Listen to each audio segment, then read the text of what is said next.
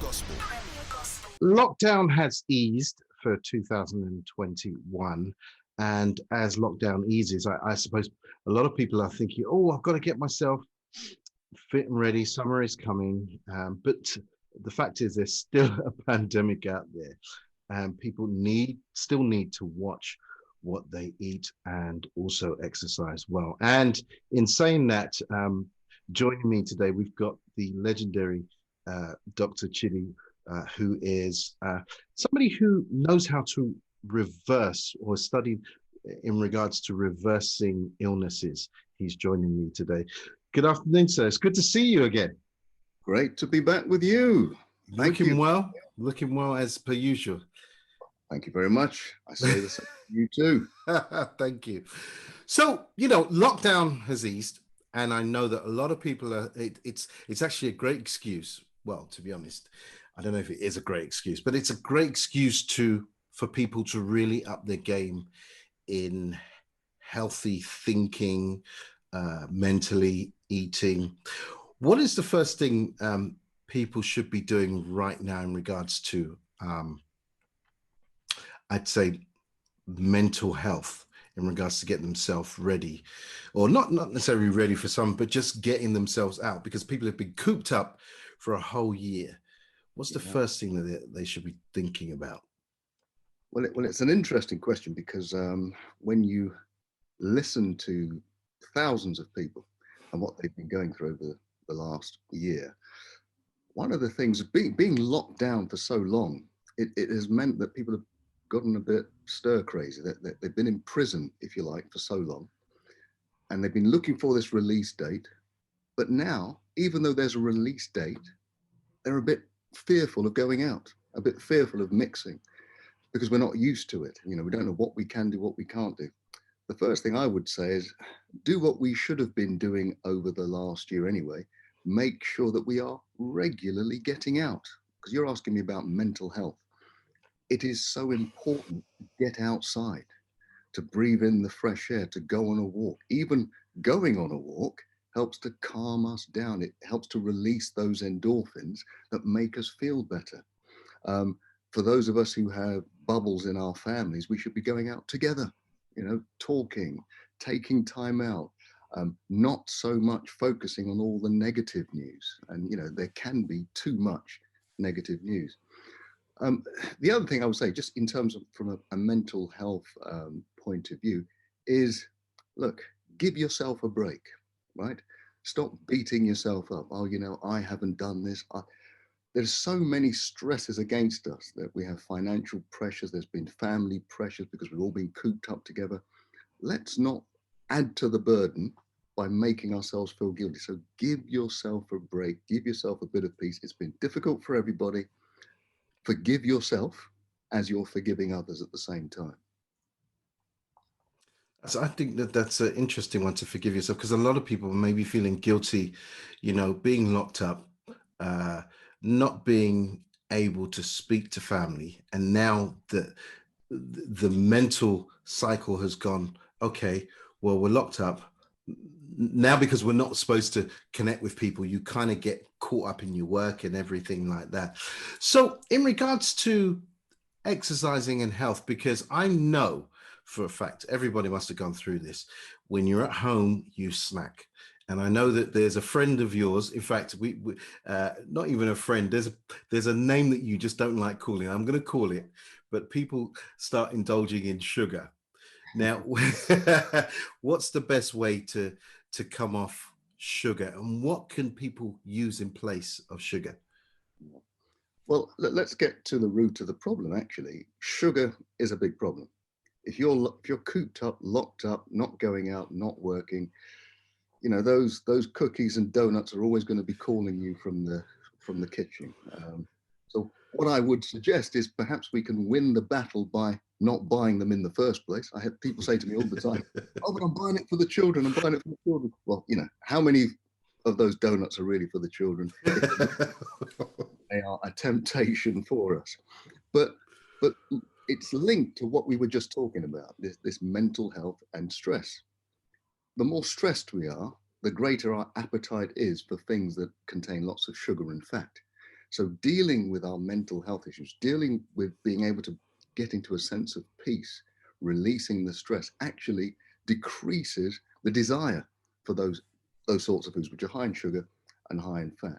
But if we really want to overcome them, I say to people, look, try not to focus on the food. Try not to say, well, I can't have that donut, I can't have that cake. That just makes us want it even more. We all know that. I mean, I have this method, I don't know if I've shared it with you before, this Dr. Chidi method, whereby you just say, look, okay, I'll have the donut. I'll have the donut, but I'll have it in half an hour. At the same time, eat something like an apple. You digest the apple, it releases sugar slowly into your system, so that after half an hour, you have enough sugar in your system to overcome most of the time the desire to want a donut. So I call it that don't resist it, choose to have it, but delay. It spells Dr. Chidi. Don't resist, delay it. So this is something that can really help you. There are other, I mean, these are just simple things. Other things, let's say you failed the Dr. Chidi test and you're gorging on some donuts. One thing that can slow down your appetite for sugary foods is to have a bite of something bitter. So for example, have something like some dark chocolate or something bitter or something quite sour. It will slow down your appetite for all the sugary foods. But really, let's try and win the battle before we get onto the theatre of war. And that is, try not to buy the stuff in the first place. That means avoiding those aisles in the supermarket that are caked in cakes and biscuits and donuts. Just avoid them. Go through the fresh produce and the water aisle. So I think that might be difficult for some. Now, you touched on dark chocolate. Now, a lot of people in the Black community and also Asian community suffer from hypertension and high blood pressure. I know I don't know if that's a myth. Is a myth having dark chocolate that kind of brings it down? If not, what are the things that we can eat to bring down our hypertension and high blood pressure? Well, I mean, now you're getting onto my specialist subjects of reversing diseases. Look, the good news is, I know this is premier gospel, but the other good news is that these diseases can be reversed. High blood pressure, diabetes, obesity, they can be reversed so that your body is free from them and you can be free of your medication. So if you want to bring down your blood pressure, there are certain things you need to avoid. Things with high amounts of sugar and fat and salt, definitely. But there are things you also want to introduce into your life. I would say at the top of the list, if you want to reduce your blood pressure, are dark green leafy vegetables. The darker, the better. So what these green vegetables do, they help us release a chemical in our arteries called nitric oxide. And nitric oxide opens up the artery so that your blood pressure will actually naturally come down. Just by the way, nitric oxide is the active ingredient of Viagra. I'll just leave that with you. I mean, Okay. some of the black men say to me, look, I can't eat this rabbit food, this green and all that rubbish. All I say to them is, look, rabbits don't need Viagra. I'm going to leave that, okay? But it opens up your arteries, it brings down your blood pressure. So those simple things. So diet is obviously important. Fruit is important. Having enough water is important. Keeping your kidneys going, keeping your kidneys safe. Those sorts of things are just simple tips to maintain and lower your blood pressure. I think that's a great tip for many. Now, some people would probably argue, "Hey, okay, I want to change my lifestyle. I want to go on a diet. I want to do this, but it's too expensive." Are there places, or are there places, or we could go to, or is there another way of dealing with that situation in regards to expensive dieting? Right. That is a key question. Most people who ask me, they say, yes, it's all too expensive. And then I say to them, well, let's think about it. You want a healthy diet. You tell me, what is the price of a fun-sized Mars bar? I don't know. I mean, you tell me. When was the I last haven't time got a you... clue. I I was, don't eat. I was testing you. I was testing you. I don't eat chocolate anymore since we. Good, very good. But look, I mean, they're about £1, right? It's about £1 for a Mars bar. I went into Waitrose the other day. I bought a bunch of bananas. I got 5 bananas. That was for £1, right? So 5 bananas versus 1 Mars bar. One is totally healthy for you, totally cheap. And Waitrose is not the cheapest supermarket in the world either. What I'm trying to say is that there are many ways to maintain your health, lose the pounds without losing the pounds. You understand what I'm saying? And one of the keys to it is this: it is a bit of planning. So for example, if I'm going to do my diet for the week, what I do is I would cook in bulk twice a week. You cook in bulk twice a week. Honestly, it is, I would say cheap as chips, but we're avoiding chips. It's as cheap as you can possibly be. I've done it so that it's £25 a week for a family of 4. That's possible if you cook in bulk. But if you're always having to go to the shop every day to replenish, that starts to get expensive. But it just takes a little bit of planning. Fruit is not that expensive.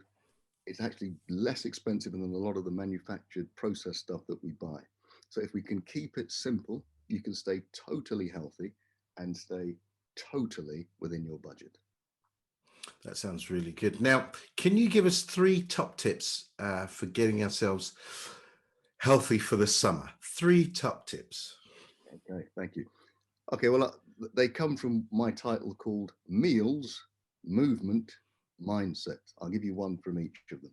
So in terms of meals, I've told you about greens. I would always put those at the top. But let's say this: every day, have a dose of what I would say, what is it? Turmeric. So turmeric is an antioxidant. A teaspoon of turmeric with a little bit of pinch of black pepper. It's a powerful antioxidant. This will help with just about anything that's going on in your life. So whether it's obesity, diabetes, high blood pressure, it will help. So that's meals. Movement, yeah, just get out and walk at least an hour a day. Walk for an hour a day. You might think to yourself, oh, this is quite difficult to do. After the first few days, it will be like a drug that you're addicted to. You will enjoy it. So just get out there and do it. And in terms of mindset, I'll go back to where we started in the beginning, and that is learn to forgive yourself and to forgive others. That is the quickest way to reduce your stress levels, and stress is one of the biggest killers for all diseases.